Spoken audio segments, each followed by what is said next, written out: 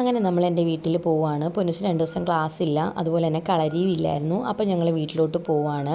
വിഷ്ണുചേട്ടൻ ഇല്ല, വിജയേട്ടൻ പോയി. പൊന്നുസിന് വേണ്ട സാധനങ്ങളെല്ലാം അവിടെ ബാഗിലാക്കിയേക്കുവാണ്. അങ്ങനെ മണിയമ്മാമൻ്റെ ഓട്ടോയിലാണ് നമ്മൾ പോകുന്നത്. അപ്പോൾ നമ്മൾ വീട്ടിലേക്ക് പോവുകയാണ്. പൊന്നൂസിനും കാശിക്കും ഭയങ്കര ഇഷ്ടമാണ് ഓട്ടോയിൽ പോകുന്നത്. പൊന്നൂസിന് കാറിൽ കയറുമ്പം വൊമിറ്റ് ചെയ്യുന്ന ടെൻഡൻസി ഉണ്ട്.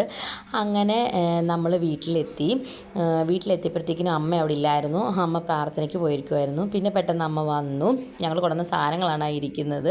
പൊന്നൂസ് വന്നുടനെ അവിടെ ഇരുന്നത് ഈ കളറടിക്കുന്ന പേപ്പറായിരുന്നു. അതെടുത്ത് കളറടിക്കാൻ തുടങ്ങി.